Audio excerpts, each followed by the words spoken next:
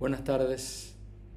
Antes de pasar a la presentación, me gustaría agradecer al comité organizador la amabilidad que han tenido de invitarme a este importante evento que se está desarrollando durante estos días, y muy especialmente al profesor Cabañas y al máster en ciencia Sergio Pastrana. Bueno, yo les voy a hablar hoy un poco de las relaciones académicas y las neurociencias, pero a punto de partida de la experiencia que hemos tenido en un proyecto de colaboración cubano que desde hace más de 30 años se desarrolla en nuestro país. Me refiero al proyecto cubano de las ataxias hereditarias. Me gustaría comenzar recordando que la historia de la colaboración científica entre Cuba y Estados Unidos data desde los años 1800 y que, por otra parte, Cuba y Estados Unidos tienen una tradición compartida, y es el hecho de que cuentan con las dos primeras academias nacionales, academias de ciencias nacionales, que se fundan después o fuera del continente europeo. La primera fue la Real Academia de Ciencias Médicas, Físicas y Naturales de La Habana. Además, se comparte el hecho de que científicos cubanos como Felipe Puey y Carlos J. Finlay en el siglo XIX realizaron importantes colaboraciones con universidades e instituciones de Estados Unidos. Todo esto fue pavimentando o creando las condiciones para avanzar en el desarrollo de colaboraciones científicas entre ambos países. Es importante destacar que en el tema de salud hay una serie de desafíos que son compartidos por ambos países. Por ejemplo, el envejecimiento poblacional que hoy tenemos en nuestro país supera el 60% de la población cubana, y hay un igual comportamiento en Estados Unidos. Eso ha conllevado a un incremento de las enfermedades neurodegenerativas como el Parkinson, el Alzheimer, hasta el punto de que se espera que para el 2050 las cifras de incremento en ambos países estén por encima del 100%. Además, como consecuencia de esto, hay que destacar que la demencia es una causa importante de discapacidad a nivel mundial y desde luego también a nivel de nuestro país, por lo que es necesario avanzar en investigaciones conjuntas en este sentido para poder frenar este problema. Por otra parte, hay que destacar que la tasa de enfermedades neurológicas que se comparte entre Cuba y Estados Unidos está alrededor de 30 a 47 enfermos por 100.000 habitantes, o sea que es una tasa bastante elevada y es indiscutiblemente un problema a atender. Si vemos a las enfermedades cerebrovasculares, son consideradas entre la tercera causa de muerte tanto en Cuba como en Estados Unidos respectivamente. Hay un incremento de la población que está viviendo en estos momentos con trastornos mentales a nivel global. Se habla de ansiedad, depresión, que superan el 30%. Y esto es un problema que también hay que atender y que se ha ido incrementando en la etapa post-COVID como consecuencia de los fenómenos que esta enfermedad, esta epidemia o esta pandemia introdujo en los diferentes países. Vamos ya a comenzar a hablar del proyecto Ataxias Hereditarias. Yo me gustaría comentar que esto es un proyecto que tiene en Cuba más de 30 años. Las primeras observaciones datan de la década del 60. Pero es importante destacar que hoy la prevalencia mundial de estas enfermedades es baja. Tan es así que es considerada como una enfermedad rara, o sea, oscila entre 3 a 5 casos por 100.000 habitantes. Pero en Cuba se nos da una situación diferente, y es el hecho de que la tasa de prevalencia alcanza los 36 casos por 100.000 habitantes, describiéndose un efecto fundador de esta enfermedad en la región oriental del país, específicamente en la provincia de Holguín, donde las tasas superan casi los 180 casos por 100.000 habitantes. Esta es una enfermedad degenerativa que afecta la marcha, la coordinación, el equilibrio, aparece en edades tempranas de la vida, o sea, ya sea en etapa infantil o en edad joven, alrededor de los 30 o 32 años, y que tiene un carácter discapacitante y progresivo que va llevando a la invalidez y lleva a la silla de ruedas a las personas, al encamamiento y a la muerte. Cuba no solamente tiene la más alta tasa de prevalencia para esta enfermedad, sino también que es fuente de reservorio de nuevas mutaciones que dan lugar a que nuevas familias desarrollen esta enfermedad. Desafortunadamente no tenemos diagnóstico, no existe tratamiento curativo para estas enfermedades y hoy en Cuba se han diagnosticado casi 3.000 enfermos y hay alrededor de 10.000 descendientes en riesgo de desarrollar la enfermedad en los próximos años.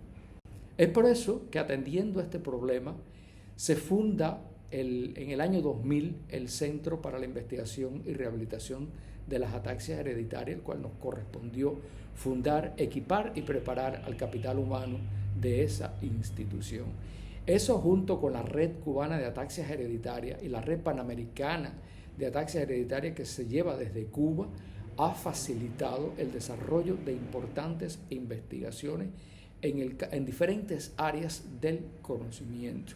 Y es aquí una de estas contribuciones ha estado dada precisamente a partir de las colaboraciones que se han desarrollado con diferentes científicos de Estados Unidos. Estas colaboraciones comienzan, pudiéramos decir, alrededor de la década de los años 90, cuando se publica el descubrimiento del gen que ocasionaba la ataxia espinocerelosa tipo 2, que es como se conoce este tipo de ataxia, que tiene la más alta tasa de prevalencia en Cuba. Aquí se descifró desde el punto de vista genético que esta enfermedad estaba caracterizada por un incremento en el número de repeticiones de un trinucleótido que conllevaba a una proteína y esa proteína conlleva a su vez a la muerte de las neuronas del sistema nervioso de manera progresiva.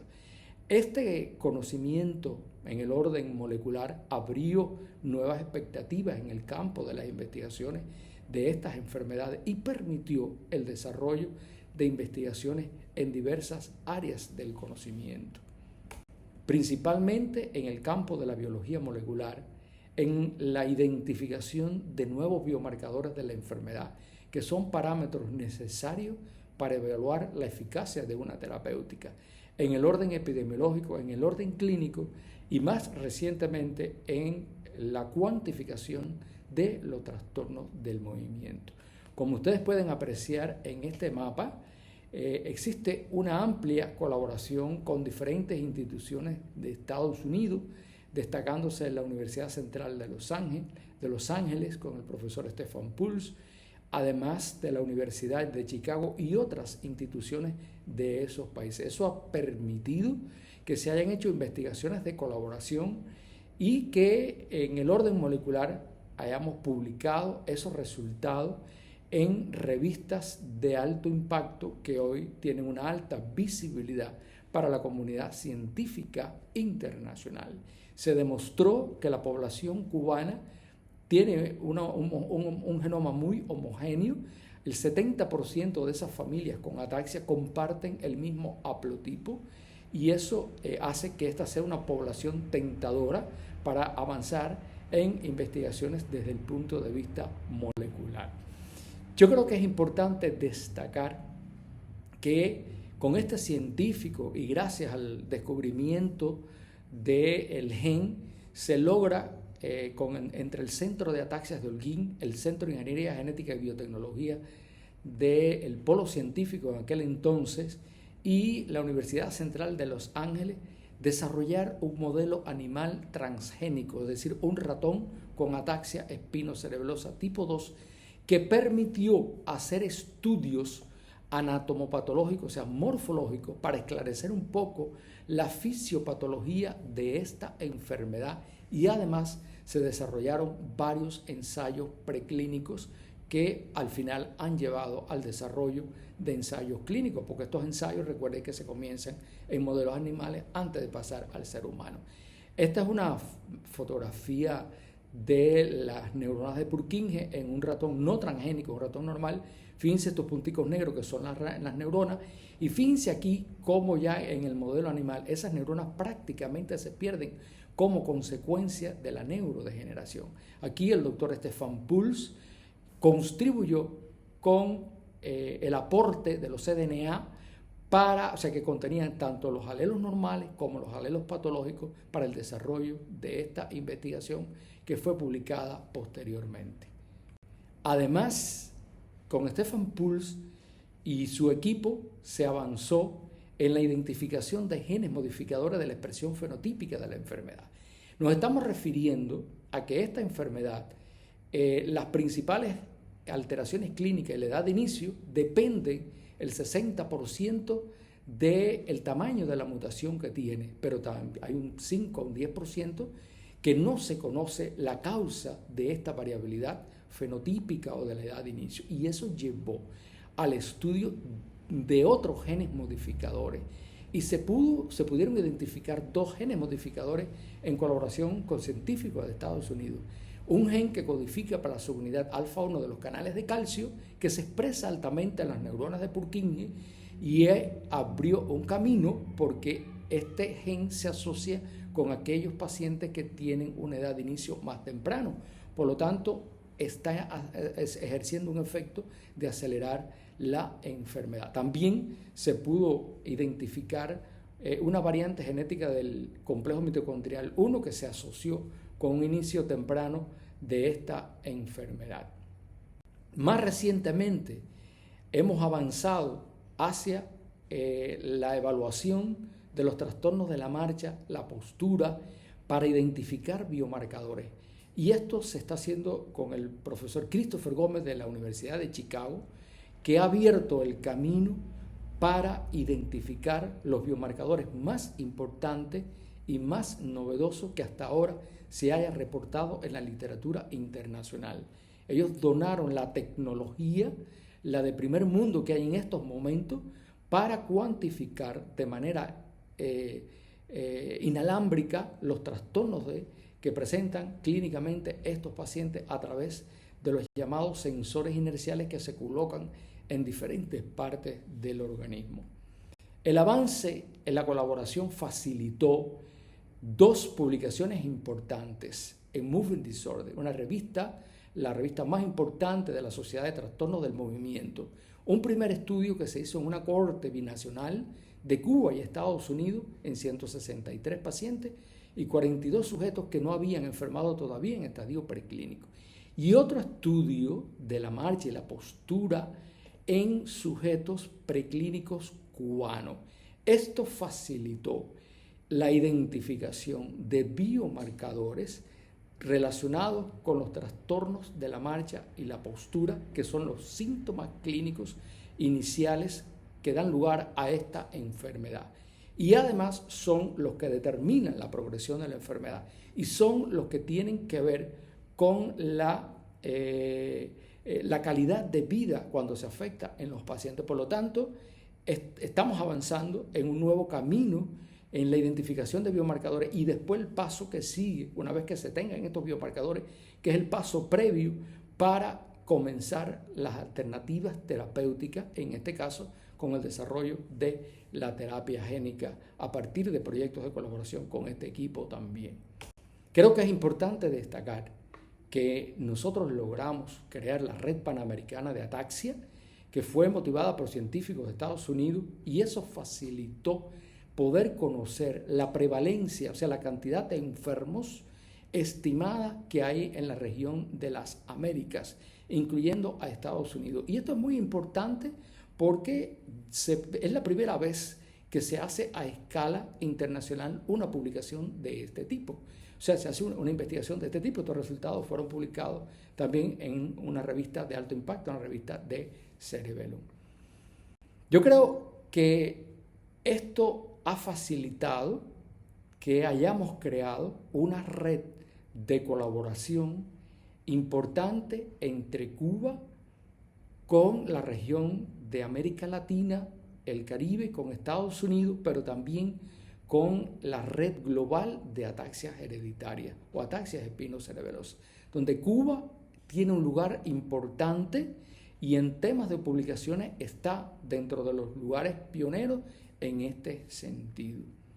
Aquí les muestro una red de instituciones en las que Cuba ha colaborado principalmente con científicos de diferentes instituciones de Estados Unidos, como ustedes pueden apreciar. Y esa red de investigaciones, o sea, de centros, ha abarcado no solamente el Centro de Ataxia, sino otras instituciones, porque hoy contamos, como decíamos, con una red cubana de ataxia hereditaria y hemos logrado incorporar a muchos de estos investigadores, incluyendo jóvenes, a estas investigaciones con científicos de Estados Unidos.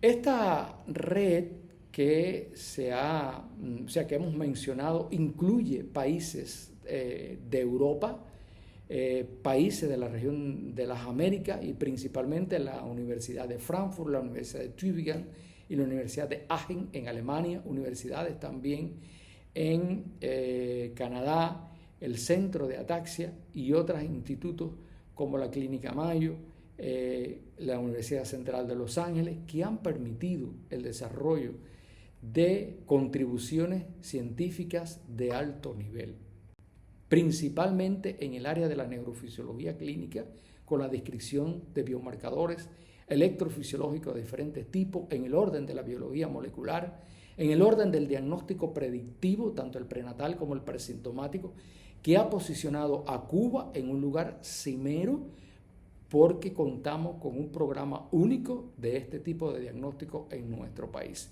También se ha avanzado en estudios clínicos, en estrategias de tratamiento, en epidemiología y en imágenes. Esto, indiscutiblemente, como colaboración al fin, genera beneficios mutuos que incluye la transferencia de tecnología. Nosotros hemos logrado adquirir tecnología de alto nivel, de las primeras que se utilizan en el mundo, como es el caso del laboratorio de movimiento, el apoyo al potencial humano. Nuestros científicos se han entrenado con científicos de Estados Unidos, con los mismos que descubrieron el gen, pero también nosotros hemos aportado nuestro conocimiento en la caracterización de sujetos enfermos y de sujetos en estadio preclínico. Es un beneficio, por lo tanto, científico, académico, que ha trascendido la frontera hasta el presente. Como mensajes finales podemos decir que la colaboración con Estados Unidos en el campo de las ataxias hereditarias está facilitando investigaciones en áreas claves, tales como la biología molecular, las investigaciones clínicas, la cuantificación de los trastornos del movimiento, y eso está llevando al progreso hacia las alternativas terapéuticas, que en este caso estamos hablando de la terapia génica que pueda bloquear la expresión de los genes que producen esta enfermedad. Hoy la cooperación entre Cuba y Estados Unidos es una necesidad entre ambos científicos. Compartimos una gran proximidad geográfica y desafíos comunes como los que hemos mencionado. La creación de puentes entre ambas comunidades es un resultado que va más allá de la frontera de nuestros países, porque se están haciendo aportes a la ciencia global para facilitar la vida de personas que tienen enfermedades neurodegenerativas, discapacitantes y de otros tipos, que es el mensaje fundamental que queremos transmitir como científicos en este tipo de afecciones. Muchas gracias a todos por su atención.